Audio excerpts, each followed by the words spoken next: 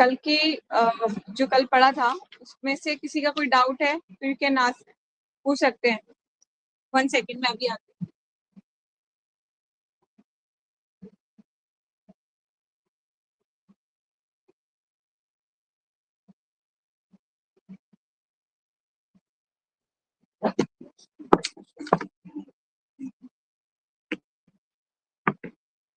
Yes, तो फिर मैं ही क्वेश्चन पूछ लेती हूँ।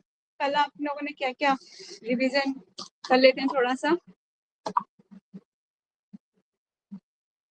पहले प्रणाम करते हैं श्रीमद् भागवतम को। ओम नमो भगवते वासुदेवाय। ओम नमो भगवते वासुदेवाय। ओम नमो भगवते वासुदेवाय। नारायणं नमस्कृत्यं नरं चैवं नरोत्तमं देवीं सरस्वतीं व्यासं ततो जयमुदीरये। नष्टप्रायेषु अभद्रेषु नित्यं भागवतं सेवया भगवती उत्तमं श्लोके भक्तिर्भवती नष्ट की। ग्रंथराज श्रीमद् भागवतम की जय। गौर सीतानाथ प्रेमानंदे हरि हरि बोल। हरे कृष्णा। 1 सेकंड।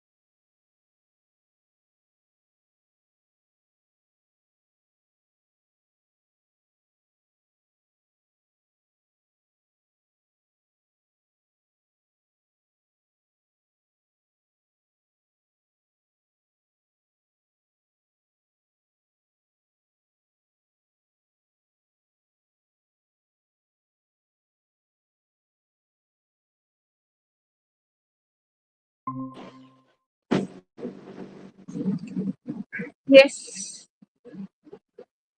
तो शुरू करते हैं। कल हम क्या पढ़ रहे थे? कल जो है भीष्म पितामह जो है वो पांडवों को देख के बहुत प्रसन्न है और याद कर रहे हैं कि क्या क्या विपत्ति पांडवों पे आई थी। ठीक है, तो काफी उनके प्रति चिंतित हैं, क्योंकि जिस तरह से दादाजी होते हैं ना अपने पोतों के प्रति काफी प्रेम पूर्वक व्यवहार करते हैं, उनके प्रति चिंतित होते हैं, वैसे ही उनके साथ भी है। ठीक है, तो चलते हैं आगे। श्लोकास नंबर 13।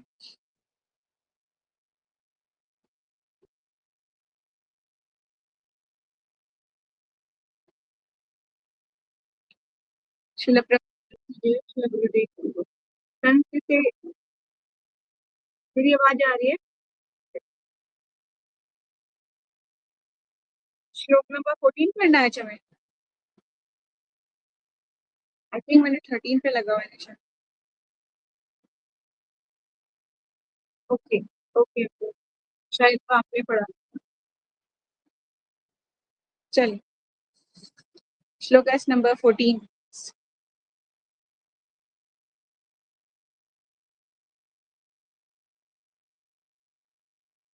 सर्वं कालकृतं मन्ये भवतं च यदि प्रियं सफलो स्वदशो लोके वायुरेव घनावली। सर्वम, ये सब, कालकृतं, काल द्वारा किया गया, मन्ये, मैं सोचता हूँ, भवताम च, तुम्हारे लिए भी, यत जो भी, अप्रियम अप्रिय, स पालः, शासकों समेत, यत वंशे, उस काल के वंशीभूत, लोकः, प्रत्येक लोक में सभी लोग, वायु ले जाती है इव सदृश घना आवली बादलों का समूह। मेरे विचार से ये सब प्रबल काल के कारण हुआ है। इसके वंशीभूत होकर हर कोई व्यक्ति प्रत्येक लोक में मारा मारा मारा मारा फिरता है। जिस प्रकार वायु द्वारा बादल इधर से उधर ले जाए जाते हैं। कौन कह रहा है ये श्लोक? भीष्म पितामह जी कह रहे हैं, है ना। चलते हैं तात्पर्य में। जगत गुरु श्रील प्रभुपाद जी की जय। इस ब्रह्मांड के भीतर सारे अंतरिक्ष में काल का नियंत्रण उसी तरह है जिस प्रकार सारे लोकों में उसका नियंत्रण है। ठीक है। सारे बड़े बड़े ग्रह जिनमें सूर्य भी सम्मिलित है वायु के बल के द्वारा उसी प्रकार नियंत्रित हैं जिस प्रकार वायु के वेग से बादल इधर से उधर ले जाए जाते हैं। इसी प्रकार अपरिहार्य काल वायु तथा अन्य तत्वों की क्रिया को भी नियंत्रित करने वाला है। अतः प्रत्येक वस्तु सर्वोपरि काल द्वारा नियंत्रित है, जो इस भौतिक जगत के अंदर भगवान का सबसे शक्तिशाली प्रतिनिधि है। अतः युधिष्ठिर को इस काल की अकल्पनीय क्रिया से दुखी नहीं होना चाहिए। मनुष्य जब तक इस भौतिक संसार की स्थितियों में रहता है तब तक उसे काल की क्रिया प्रतिक्रियाओं को सहन करना होता है। युधिष्ठिर को ये नहीं सोचना चाहिए कि उन्होंने पिछले जन्म में पाप किया था जिसका परिणाम उन्हें भोगना पड़ रहा है। बड़े से बड़े पुण्य आत्मा को भी भौतिक प्रकृति की दशाओं को भोगना पड़ता है, लेकिन पुण्य आत्मा भगवान के प्रति श्रद्धावान होता है। ये लाइन क्यों इंपॉर्टेंट है कि हर परिस्थिति में वो जानता रहता है कि मेरे साथ कौन है? स्वयं भगवान मेरे साथ है। इस तरह से आपने देखा प्रहलाद महाराज नित्य निरंतर, उनको कोई चिंता नहीं थी कि उनका कोई मार रहा है या उन्हें कोई जला रहा है या उन्हें हाथियों के नीचे कुचला जा रहा है या फिर उन्हें सांप के मुंह में डाल दिया गया है। उन्हें कोई चिंता नहीं थी।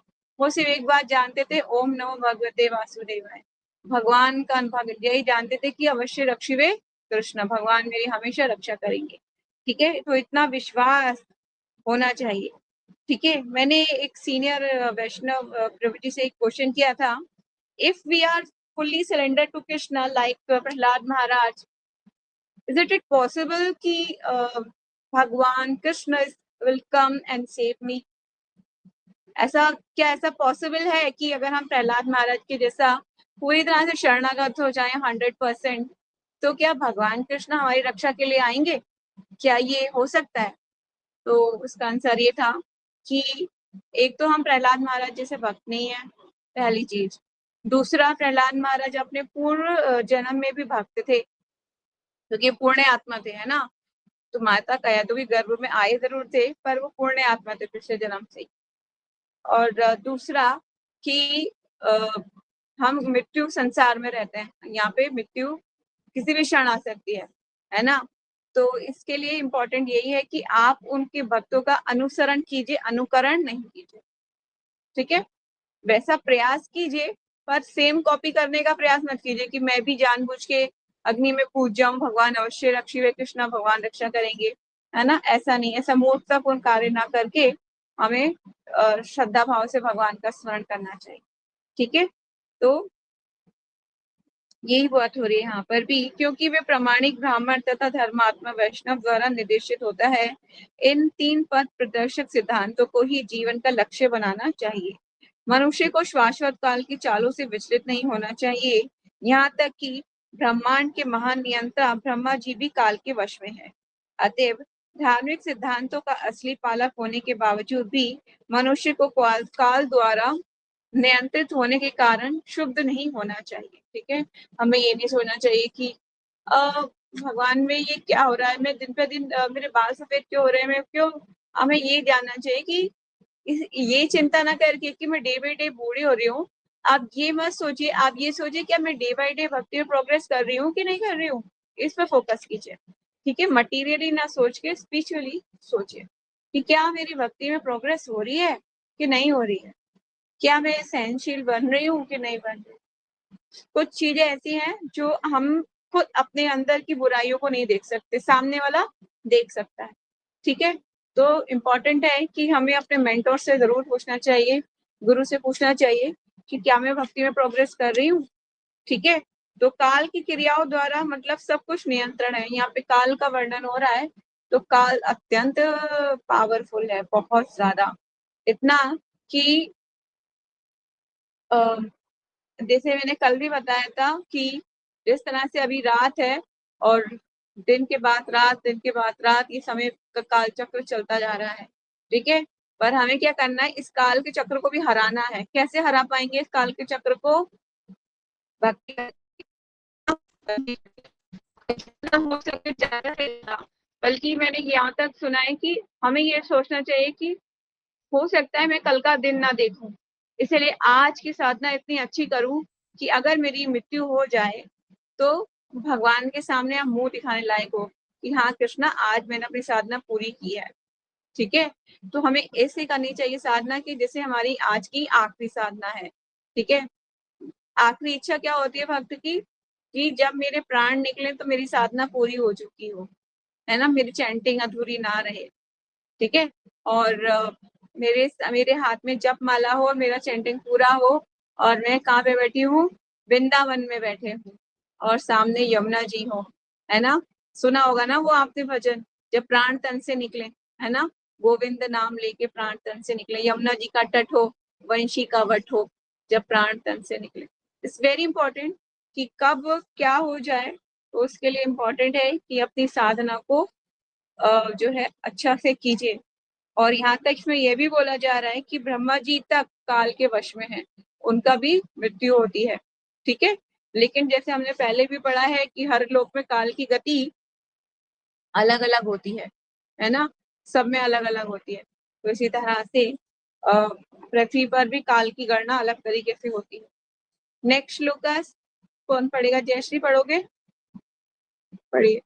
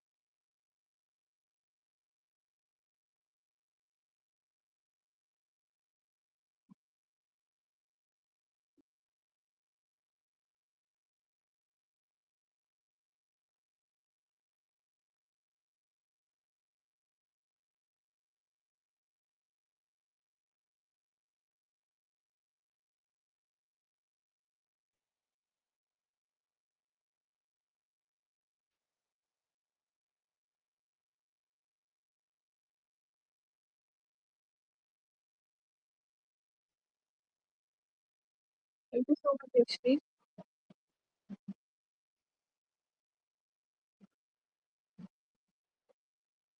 यहाँ पर कुछ काल की और बात होगी कर रहे हैं पीछे पिताना। बोले, ओह, अपरिहार्य काल का प्रभाव इतना आश्चर्यजनक होता है कि ये अपरिवर्तनीय है। अन्यथा धर्मराज के पुत्र अन्यथा धर्मराज के पुत्र युधिष्ठिर, गंधारी भीष्म तथा गांडीव अस्त्र धारण करने वाले बलशाली महान धनुर्धर अर्जुन एवं इस सबके ऊपर पांडवों के प्रत्यक्ष हितैषी कृष्ण के होते हुए भी ये विपत्ति क्यों आती? ठीक है, काल को भी बता रहे हैं कि बहुत भगवान की बहुत पावरफुल शक्ति है काल। ठीक है, काल का प्रभाव के बारे में भागवतम में आगे भी आएगा कि काल की गणना कैसे की जाती है। जो हम ये अपनी वॉचेस, हमारी वॉचेस है ना, ये इसमें जो काल की गणना है, और आप यहाँ तक देखिए ना, हर देश की अपनी अपनी वॉचेस होती है ना, हर एक देश का अपना अपना टाइमिंग होता है। क्यों होता है टाइमिंग अलग अलग? क्योंकि पृथ्वी के हर हर मतलब दीप दीप कह लीजिए, सब पे टाइमिंग की गणना अलग अलग हिसाब से होती है, सूर्य की गति के हिसाब से। ठीक है ना? कहीं पे सूर्य मतलब इंडिया से पहले निकल आता है, मतलब इंडिया के टाइम जोन से पहले सनराइज हो जाता है, और कहीं पे 12-12 घंटे का भी फर्क है ना, जैसे अमेरिका वगैरह देशों में। तो इतना इतना ज्यादा है, काल की गणना का मतलब समझ पाना इतना आसान नहीं होता। तो यहाँ पर वही बोल रहे हैं कृष्णदेव कि काल की गणना सबसे मतलब पावरफुल है। तो तात्पर्य को एक बार और से हम समझ लेते हैं, क्योंकि साउंड बहुत ज्यादा था तो नहीं ढंग से समझ में आया। तो हम पढ़ लेते हैं कि यहाँ तक कि भौतिक तथा आध्यात्मिक साधनों की बात है, पांडवों के लिए इतनी कमी ना थी। भौतिक दृष्टि से वे अच्छी तरह से सुसज्जित थे, क्योंकि दो महान योद्धा अर्थात भीष्म तथा अर्जुन उनके साथ थे। आध्यात्मिक दृष्टि से राजा स्वयं भी धर्म के प्रतीक थे, और इन सबके ऊपर पूर्ण पुरुषोत्तम भगवान श्री कृष्ण हितैषी के रूप में उनके लिए सदैव चिंता करते थे। फिर भी पांडवों पर इतनी विपत्ति क्यों आई? आपका ऐसा क्वेश्चन हो सकता है, माता जी पांडवों को भगवान कितना प्रेम करते थे, है ना, उनके साथ रहते थे, फिर भी उन पे विपत्ति क्यों आई? भक्तों पे विपत्ति आती है नहीं आती है? क्यों आती है विपत्तियां? क्यों आती हैं विपत्तियां? क्योंकि भगवान उनके जो कर्मास है उनको काटना चाहते हैं, कि जल्दी से जल्दी उनके कर्मा कटे हैं, ताकि वो जल्दी से जल्दी उनके धाम, back to home, back to God and वापस आ सके, अपने घर वापस जा सके। क्यों? अगर नहीं कटे उनके प्रारब्ध, उनके कर्म, जो बीज बोए हुए पिछले जन्म के, अगर नहीं कटेंगे इस जन्म में, तो क्या होगा? नेक्स्ट बर्थ माता के गर्भ में फिर से आना पड़ेगा, है ना? तो उससे क्या होगा? माँ के गर्भ में बार बार जन्म लेना पड़ेगा। तो भगवान ये चाहते हैं कि अभी तो ये मेरी शरणागत हो चुका है, तो मैं क्या करूं, इसके बंधनों को काट दूं, पूर्व जन्म के जो बंधन है इनको काट देता हूँ। तो ये कष्ट जो हमें इसीलिए मिलते हैं। एक रघु नाम के भक्त थे जगन्नाथ जी के, सुना होगा आपने, जो भगवान इतनी भगवान की इतना वर्शिप करते थे, इतना प्रेम करते थे जगन्नाथ जी से, कि वो रोज दर्शन करने जाते थे, रोज दर्शन करने जाते थे। तो क्या हुआ कि एक दिन उनकी बहुत बीमार पड़ गए, बहुत बीमार पड़ गए। 1 हफ्ता हो गया, 10 दिन हो गए, नहीं जा पाए दर्शन के लिए। इतने ज्यादा बीमार हो गए कि बिस्तर पे ही मलमूत्र त्याग करने लगे। तो अब कुछ लोग आके ना, जो थे उनकी सेवा किया करते थे, पर क्या है कि लंबे टाइम तक कोई सेवा नहीं कर सकता। तो फिर क्या हुआ कि फिर सेवा किसी सबने करनी छोड़ दी। तो वो पड़े पड़े सोच रहे थे, भगवान मुझे मृत्यु दे दो, क्योंकि मैं आपके पास नहीं की सेवा करने नहीं आ पा रहा, और मेरी हालत बहुत बुरी है कि मैं बिस्तर पे ही मलमूत्र त्याग कर रहा हूँ। ठीक है? तो इतने में देखते हैं कि, और ना ये से रोते रोते सो जाते हैं, और सुबह को जब उनकी आंख खुलती है तो देखते हैं कि उनका बिस्तर पूरा साफ है। ये तो ये किसने किया? किसने किया? क्योंकि मेरे पास तो कोई नहीं आ रहा था अभी। ऐसा 1 दिन होता है, 2 दिन होता है, फिर तीसरे दिन सोचते हैं आज मैं उसको पकड़ ही लूंगा जिसने ये काम किया, क्योंकि साफ करने का बहुत अच्छी फ्रेग्रेंस भी आती थी उसके बाद वहां पर। तो फिर आंखें बंद थी, और जैसे ही भगवान साफ करने के लिए आते हैं तो भगवान का हाथ पकड़ लेते हैं जगन्नाथ जी का। तो जैसे ही हाथ पकड़ते हैं, आंखें खोलते हैं, तो कहते हैं जगन्नाथ जी आप आते सफाई करते हो? भगवान आप ऐसा कार्य क्यों करते हो? आप मैं तो मतलब आप मुझे पाप का भागी बना रहे हो, मुझे नरक जाना पड़ेगा। तो भगवान बोलते हैं कि तुम्हें नरक नहीं जाना पड़ेगा, मुझे मुझे तुम्हारी सेवा करने को मिल रहा है, ये बहुत अच्छी बात है। बोलते नहीं भगवान, तुम ये काम मत करो, क्योंकि इससे मुझे और भी दुख हो रहा है। आप चाहते तो मुझे ठीक कर सकते थे, पर आपने मुझे ठीक नहीं किया, आप ये काम क्यों कर रहे हैं? तो भगवान कह रहे हैं हाँ मैं तुम्हें ठीक कर सकता हूँ, पर लेकिन क्या है कि अगर मैं तुम्हारे ये नहीं पाप को उसको नहीं काटूंगा, तो पूरे जन्म में फिर माता के गर्भ में फिर जन्म लेना पड़ेगा, मतलब तुम्हें बाद में फिर जन्म लेके आना पड़ेगा। तो मैं चाहता हूँ कि तुम जल्दी से ये काम काटे तुम्हारे, और तुम मेरे घर वापस आ जाओ, अपने घर वापस, हम वापस आ जाओ। ठीक है? तो इस तरह से वो क्या कहते हैं, 15 दिन का उनका और कष्ट बाकी था, तो भगवान जगन्नाथ स्वयं अपने ऊपर ले लेते हैं। तब के बाद से जगन्नाथ जी 15 दिन के लिए बीमार पड़ जाते हैं। ठीक है? तो इस तरह से जो है भगवान अत्यंत दयालु है, इतना दयालु तो कोई नहीं हो सकता। इतना पालनहार है, पालनहार बन के मतलब छोटे से छोटे चींटी को भी खाने को देते हैं, है ना, छोटी से छोटी चींटियों को भी खाने को देते हैं। तो इतने ज्यादा मर्सीफुल है भगवान, इतने ज्यादा दयालु हैं। वो चींटियों का नेटवर्क इतना तेज होता है कि कहीं पे भी रखा मीठा तुरंत उन्हें पता चल जाता है। हमारे तो काफी वाईफाई लगाना पड़ता है, जीपीएस लगाना पड़ता है, और बहुत सारा नेटवर्क हम इधर से लेके उधर ढूंढते हैं, पर उनका तो कोई जरूरत नहीं पड़ती। उनका नेटवर्क कैसे तेज है, कहाँ से आई वो छोटी सी। मैं ये देखती हूँ कि उसके अंदर तो खून भी नहीं होता चींटी के अंदर, और वो कहाँ से ढूंढ लेती है सब कुछ, कहाँ से उसका ब्रेन कहाँ पे फिट किया हुआ है इतने छोटी सी जगह में। चींटी के अंदर छोटा सा ब्रेन कहाँ पर है, वो कहाँ पर है वो पॉइंट, कि वो उसको सब पता चल जाता है कहाँ पे क्या रखा है। और वो अपनी प्रोटेक्शन करना भी जानती है, काट ही लेती है आपको। तो मतलब इतना ज्यादा कहाँ कैसे भगवान ने उसको माइंड दिया, कितने भगवान क्रिएटिव है ना, कितने ज्यादा, मतलब जहां पर हम सोच नहीं सकते वहां तक भगवान ने उससे आगे की सोच भगवान रखते हैं। ठीक है, तो हमें अपने आप को ज्यादा समझदार नहीं समझना चाहिए। तो यहाँ पर वही बात कह रहे हैं कि भगवान ने क्या किया है, वो जैसे हमने यहाँ पढ़ा था कि क्योंकि दो महान योद्धाओं अर्थात भीष्म तथा अर्जुन के साथ थे, आध्यात्मिक दृष्टि से राजा स्वयं धर्म के प्रतीक थे, और इन सबके ऊपर पूर्ण पुरुषोत्तम भगवान श्री कृष्ण हितैषी के रूप में स्वयं उनके लिए स्वयं चिंता करते थे। फिर भी पांडवों पर इतनी विपत्तियां आई। पुण्य कर्म की शक्ति, व्यक्तित्व की शक्ति, कुशल प्रबंध क्षमता, भगवान श्री कृष्ण की प्रत्यक्ष अध्यक्षता में अस्त्र शक्ति होने पर भी पांडवों को अनेक विपत्तियां देखनी पड़ी, जिन्हें अपरिहार्य काल के प्रभाव ही कहा जा सकता है। काल शाश्वत भगवान से अभिन्न है, मतलब नॉन डिफरेंट। अतः भगवान का प्रभाव भगवान की अकथ इच्छा का सूचक है। जब कोई बात किसी मनुष्य के वश के परे हो तो पछताने से कोई लाभ नहीं है। ठीक है, तो या हमारी काल हमारे वश में नहीं है ना। हमें क्या करना चाहिए, काल को रोकने की। मैंने जब छोटी थी ना, तो मैं सोचती थी घड़ी को मैं यहीं रोक देती हूँ, ये घड़ी यहीं रुक जाएगी, कल का एग्जाम है ना कल मेरा, तो मैं इसको यहीं रोक देती हूँ, तो ये आगे नहीं बढ़ेगी, आगे नहीं बढ़ेगी तो कल एग्जाम भी नहीं होगा। मतलब ऐसे पुलिस कार्य में करती थी। तो मम्मी बोली मूर्ख हो तुम बहुत बड़ी, तुम्हारी घड़ी तो, तुम तो अपनी घड़ी तो बंद कर लोगी, टीचर की घड़ी तो चालू है ना। वो तो अपने टाइम पे आके तुम्हारा एग्जाम जरूर लेगी। तो कहने का मतलब ये है कि इस तरह से हम कितना ही कोशिश करें कि बाल काले कर लेंगे, है ना, और अपना फेस लिफ्टिंग करा लेंगे, सुंदर बन जाएंगे, और हम ये दिखा देंगे कि हम तो मतलब अभी हम यंग हैं। एक कहानी और सुनाती हूँ मैं आपको। एक लेडी थी जिसको लेने के लिए यमदूत आए थे, है ना, हॉस्पिटल में। तो वो बोली कि आप मुझे लेने के लिए आए हो ठीक है, पर क्या आप 1 हफ्ते बाद आ सकते हो मुझे लेने के लिए। तो बोले नहीं नहीं, तुम्हारा अभी जाने का समय हो गया है, तुम्हें चलना पड़ेगा। बोली बस 1 हफ्ते का समय दे दो, मैं ना तुम्हें 1 हफ्ते बाद यहीं मिलूंगी। तो बोलती नहीं नहीं, तो मैं यहाँ से कहीं नहीं जा सकती।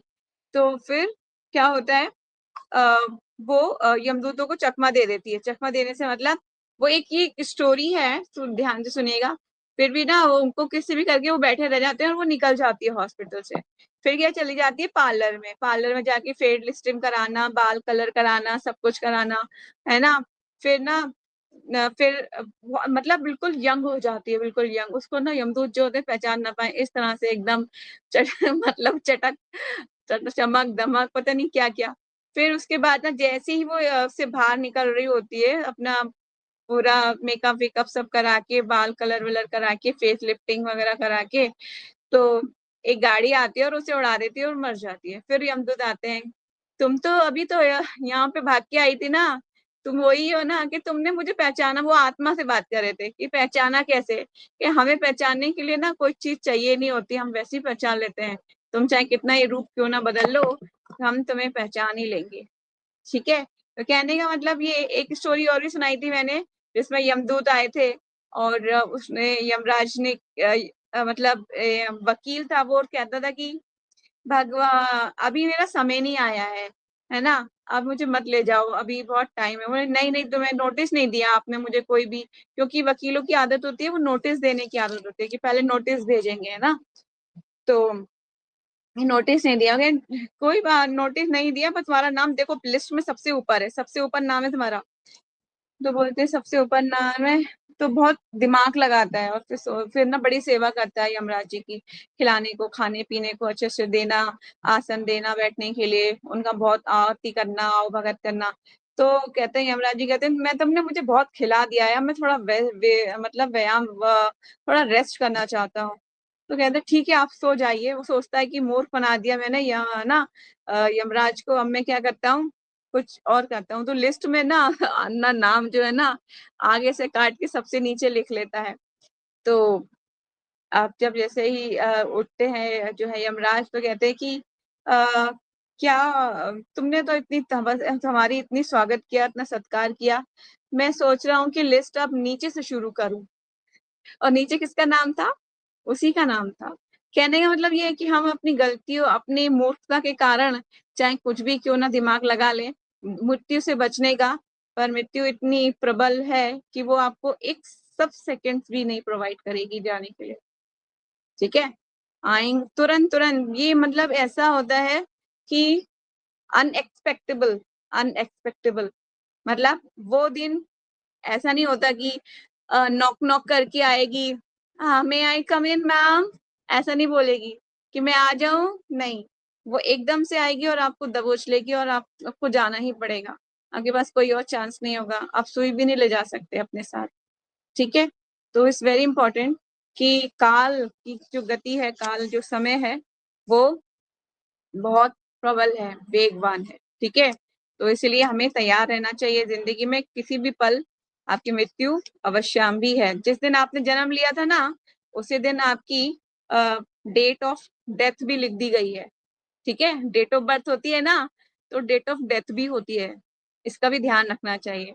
डेट ऑफ बर्थ तो सब पूछते हैं, किस दिन आपका जन्मदिन कब आता है जी, हैप्पी बर्थडे टू यू कब आता है, ये तो सब पूछेंगे लेकिन ये कोई नहीं पूछेगा आपका हैप्पी बर्थडे एंडिंग कब होता होगा, आपका मृत्यु कब आएगी, कोई नहीं पूछेगा।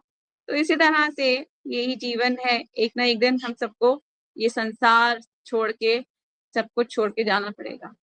ठीक है, तो बी प्रिपेयर और बी अलर्ट, अपनी साधना भक्ति को इस तरह से कीजिए कि ये आपकी जिंदगी का आखिरी दिन है, इस तरह से। ठीक है, तो यहाँ पर लास्ट लाइन जो है आपसे हाईलाइट कर सकते हो, जब कोई बात किसी मनुष्य के वश के परे हो, मतलब हमारे हमारे हाथ में नहीं हो, तो पछताने का कोई लाभ नहीं होगा, है ना। इसलिए अपनी साधना, अपनी भक्ति को पक्का रखना चाहिए। श्लोकास नंबर करते हैं 16। ना ही अस्य कश्चिता राजन पुमान वेदा विधि सप्तम यत विज्ञजस यत यत यत जिज्ञासाया युक्ताम मोहिति काव्यम अपि ही। हे राजन, नहीं, ना कभी नहीं ही निश्चय ही अस्य उसका कश्चित कोई भी राजन, हे राजा, पुमान कोई वेद जानता है, विधि सप्तम योजना सतयो जिज्ञासा जिज्ञासा युक्त लगा हुआ मोहिती मोहग्रस्त काव्य बड़े बड़े विचारक अभी भी निश्चय ही। हे राजन, ये राजन किसको संबोधित कर रहे हैं? युधिष्ठिर महाराज को। ठीक है, हे राजन, भगवान श्री कृष्ण की योजना को कोई नहीं जान सकता, मतलब भगवान को सच में ही कोई भी नहीं जान सकता। वो कैसे जान सकता है? जीवात्मा का साइज ही क्या है जो वो जान जाएगा इतने विशालतम भगवान को, है ना। भगवान, मैंने जैसे पहले ही बोला है कि जहाँ हमारी सोच खत्म होती है वहां तो उनकी शुरू होती है, मतलब हम सोच लेवल पे सोच ही नहीं सकते, भगवान तो कितने विशाल है ना। और जीवात्मा का साइज ही इतना छोटा है, क्या जान पाएगा वो। और हम अपने आप को बहुत ही होशियार, इंटेलिजेंट, है ना, गुड लुकिंग हूँ मैं, ये हूँ मैं, वो हूँ, मतलब इस तरह से अपने आप को सोचते हैं, पर बहुत छोटी है। हे राजन, भगवान श्री कृष्ण की योजना कोई नहीं जान सकता, यद्यपि बड़े बड़े चिंतक उनके विषय में जिज्ञासा करते हैं, लेकिन वे मोहित हो जाते हैं, मोह में पड़ जाते हैं। और हम भी डेली मोह में पड़ते हैं, कितनी ही भक्ति करें फिर भी कभी कभी ऐसा होता है कि हम ये बोल देते हैं कि वी आर अलोन, ठीक है, हम अकेले हैं। तात्पर्य, परम विशेषज्ञ 12 प्रधिकृत पुरुषों में से एक, भीष्म के द्वारा विगत पापों तथा उनसे होने वाले फलों के द्वारा महाराज युधिष्ठिर के मोह का पूरी तरह से निषेध हो जाता है। भीष्म महाराज युधिष्ठिर की को जोर देकर बतलाना चाह रहे थे कि अनादिकाल से शिव तथा ब्रह्मा जैसे देवताओं समेत कोई भी भगवान की वास्तविक योजना को नहीं जान पाया। भला हम उनके हम उनके विषय में कैसे जान सकते हैं? वो कह रहे हैं कि अनादिकाल से मतलब अत्यंत गुह्य, मतलब काल के काल बीत गए पर कौन नहीं जान पाया? ब्रह्मा जी भी नहीं जानते और स्वयं शिव जी भी नहीं जानते, तो हम कैसे जान सकेंगे? इसके विषय में जिज्ञासा करना ही व्यर्थ ही है। यहाँ तक कि मुनियों द्वारा गहन दार्शनिक जिज्ञासाएं भी भगवान की योजना को ठीक से निश्चित नहीं कर पाती। अतएव सर्वोत्तम नीति है कि बिना तर्क के भगवान के आदेशों का सहज भाव से पालन किया जाए। पांडवों के कष्ट एवं उनके पूर्व कर्मों के कारण नहीं, पांडवों के जो कष्ट थे उनके पूर्व कर्मों के कारण नहीं थे। ठीक है, भगवान की योजना तो धर्म का राज्य स्थापित करने की थी। यहाँ पे थोड़ी लाइन को स्पष्टीकरण किया जा रहा है। जैसे मैं आपको बोलती हूँ कि हमारे कष्ट पूर्वजन्मों के कारण होते हैं, लेकिन कई कंडीशन भी अप्लाई होती हैं, क्योंकि यहाँ पे जो 5 पांडव थे वो पूर्व जन्म के कष्टों के कारण नहीं थे, क्योंकि भगवान को धर्म की स्थापना करनी थी, इसलिए उन्होंने पांडवों को निमित्त बनाया था। ठीक है, इसलिए युद्ध हुआ था। तो वही लाइन यहाँ पर दी गई है कि भगवान की योजना तो धर्म का राज्य स्थापित करने की थी, अतः अतएव पुण्य की विजय स्थापित करने के लिए उनके ही भक्तों को कुछ देर के लिए कष्ट उठाने पड़े।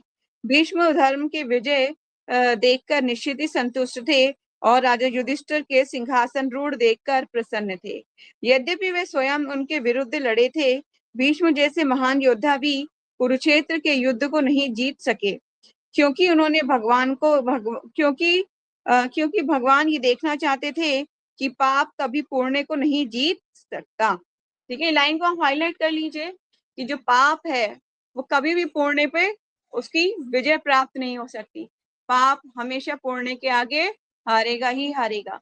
इसी तरह से अच्छाई के आगे बुराई की हार होगी ही होगी, है ना।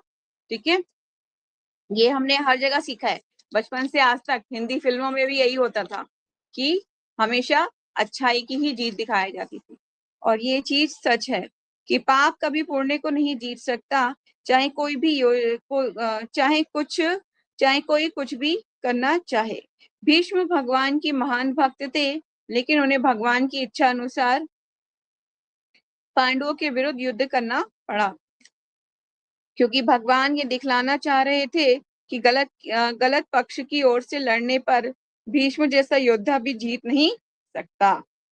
कितनी इंपॉर्टेंट लाइन है कि क्या शिक्षा मिल रही है इससे कि अगर क्या है कि भगवान क्या दिखाना चाह रहे थे, क्योंकि भगवान ये दिखलाना चाह रहे थे कि गलत पक्ष की ओर से अगर भगवान का भक्त भी लड़ रहा हो, भीष्म जैसा महान योद्धा भी लड़ रहा हो, तो वो भी नहीं जीत सकेगा,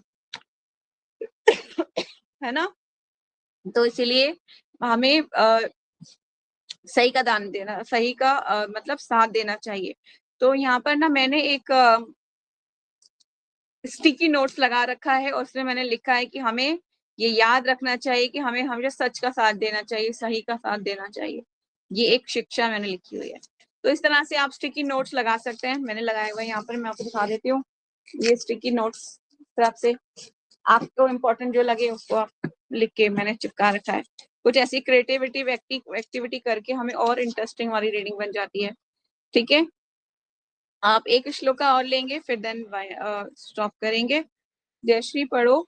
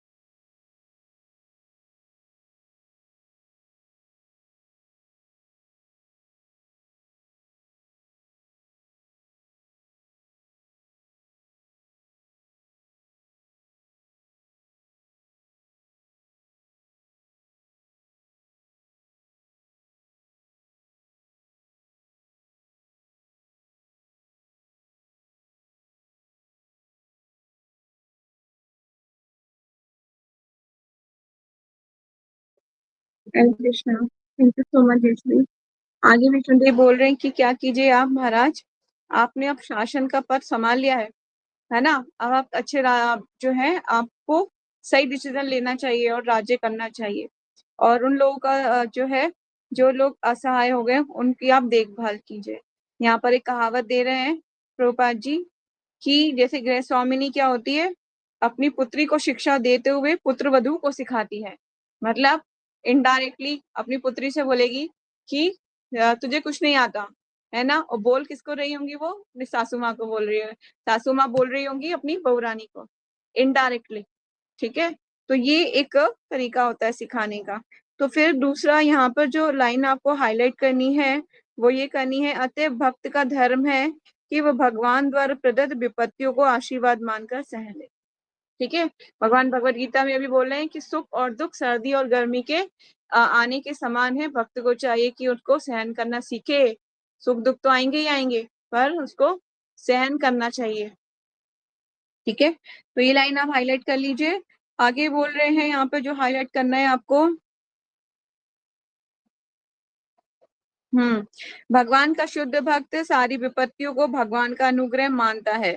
ठीक है, कोई भी विपत्ति क्यों ना आ जाए, भक्त सोचता है मैं बहुत बुरा हूं, इसलिए भगवान आपने मुझे मतलब जल्दी से अपने घर, मुझे जल्दी से अपने धाम बुला लो, मेरे सारे कष्टों को आप जल्दी जल्दी काट दीजिए। ठीक है, तो वो चीज सोचता है कि भगवान का शुद्ध भक्त सारी विपत्तियों को भगवान का अनुग्रह मानता है। क्योंकि भगवान परम पूर्ण है, अतः भक्त तथा भगवान में कोई अलौकिक अंतर नहीं होता। ठीक है, तो भगवान जो है अपने भक्तों पर अत्यंत दयालु रहता है। तो वो जितना हो सके कोशिश यही करते हैं जल्दी से जल्दी इसके पाप कर्म सारे कट जाएं, पाप और पुण्य का कोई भी अकाउंट उसके उसमें ना रहे उसके भौतिक जीवन में। ठीक है, जैसे हमने पहले ही पढ़ा है ना, कर्म अकर्म विकर्म। ठीक है, तो हमें ना ही पुण्य इकट्ठे करने हैं और ना ही पाप इकट्ठे करने हैं। पुण्य इकट्ठे करोगे तो स्वर्ग लोगों में जाओगे, भोग के फिर वापस मनुष्य शरीर लेके आना पड़ेगा, है ना। पाप करोगे तो पता ही है कहाँ जाना होता है, पाप करने वाले को सबको पता है कि नरक जाओगे। ठीक है, पुण्य कर्म करोगे तो स्वर्ग लोक तक चले जाओगे, फिर वापस इस पृथ्वी पर आ जाओगे, फिर वही माँ के गर्भ में आना पड़ेगा। इसलिए ना पाप इकट्ठे करने हैं ना पुण्य इकट्ठे करने हैं। हमें क्या करना है, क्या करना है, अकर्म करना है, अकर्म। ठीक है, जिससे कोई भी बंधन उत्पन्न ना हो हमें भौतिक संसार से। एनी क्वेश्चन, फिर हम यहीं स्टॉप करेंगे। हरे कृष्णा।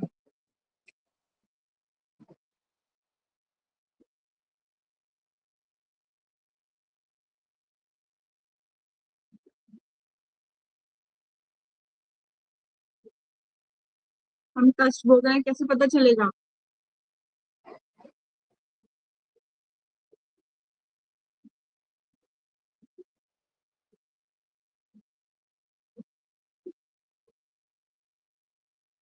देखिए ये तो आपको कैसे इसलिए पता चलेगा कि जब आप कष्ट में हैं, है ना, उसके बाद भी आप जो है ये मान रहे हो कि ये जो कष्ट है हमें मेरे पूर्व जन्मों के कारण है, और भगवान मैं सेवा करता रहूं। ये क्योंकि प्रीचर, देखो प्रीचर होता है ना कोई, तो वो क्या करता है, कष्ट में क्यों ना हो वो अपने अपना कार्य करता रहता है।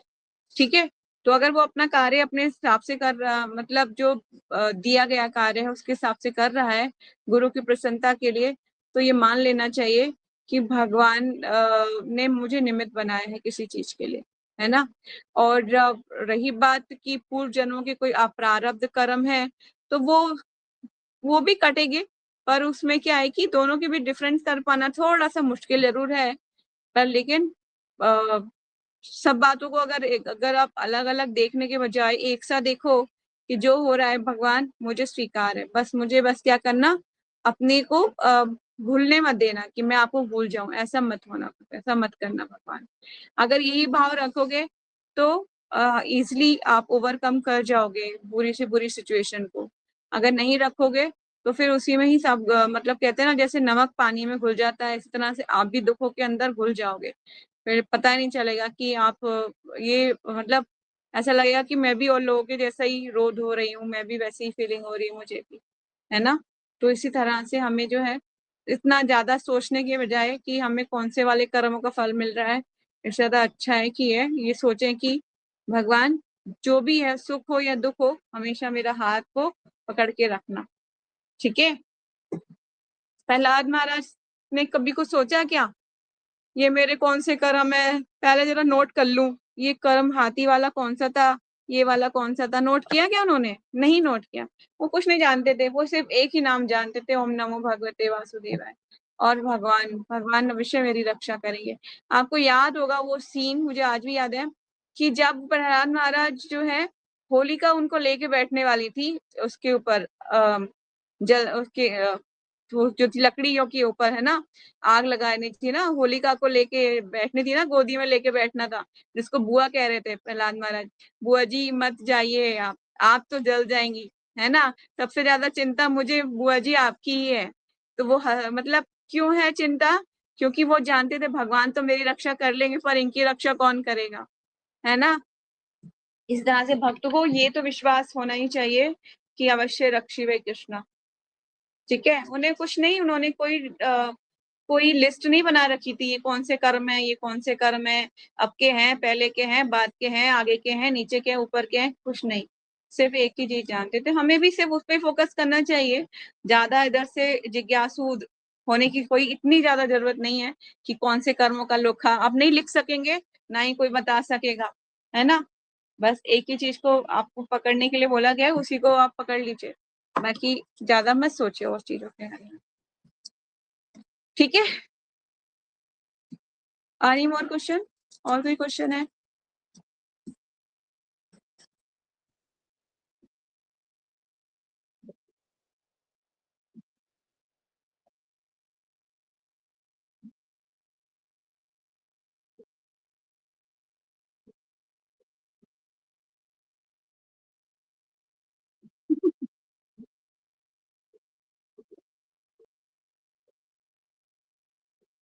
आप ओवर थिंकिंग ना एक तरीके की डिजीज है, प्रॉब्लम है। ठीक है।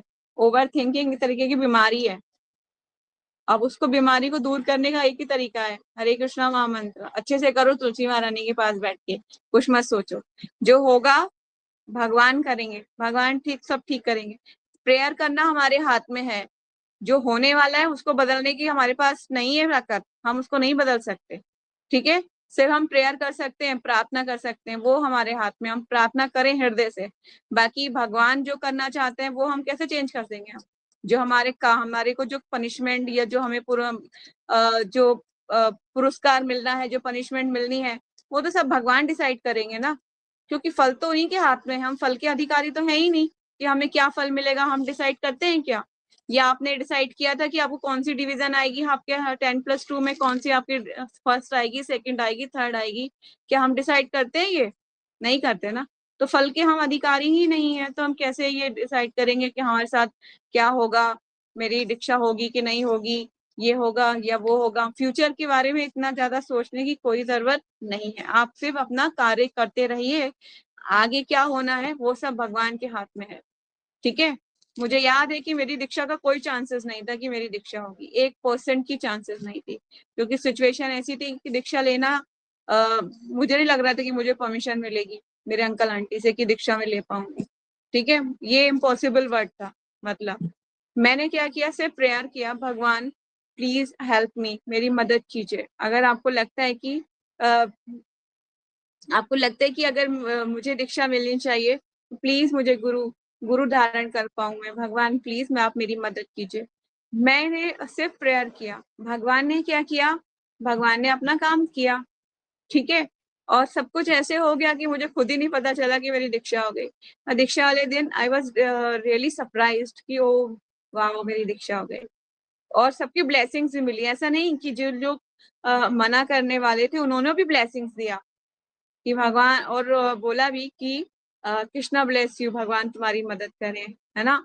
तो मतलब ये कैसे हो गया? उनके हृदय में बैठे भगवान ने उनकी बुद्धि को पलट दिया कुछ टाइम के लिए। भगवान ने जिस तरह से जयद्रथ का व्रत करना था, तो थोड़ी देर के लिए क्या किया था, बादलों को ढक दिया था, है ना। बादलों से सूर्य को ढक दिया था, नहीं कहीं ढक दिया था, इसी तरह से भगवान भी सब कुछ करने में पूर्ण स्वतंत्र हैं। जब आपका समय आएगा तो आपकी परिस्थिति के अनुसार भगवान को जैसे लगेगा कि हाँ, अब समय ठीक है, तो वो काम हो जाएगा। इसलिए हम अब फलों के अधिकारी नहीं हैं, अपना काम करते रहिए, बाकी आगे भगवान को क्या करना है वो भगवान देखेंगे। ठीक है? तो यही वाइंड अप करते हैं, 9 बज चुके हैं और टाइम ज़्यादा हो चुका है, ठीक है? और बाकी कल सैटरडे है, we are trying to take classes for Bhagavad Gita tomorrow, ठीक है? कल कोशिश करेंगे कि हम भगवद गीता की क्लास ले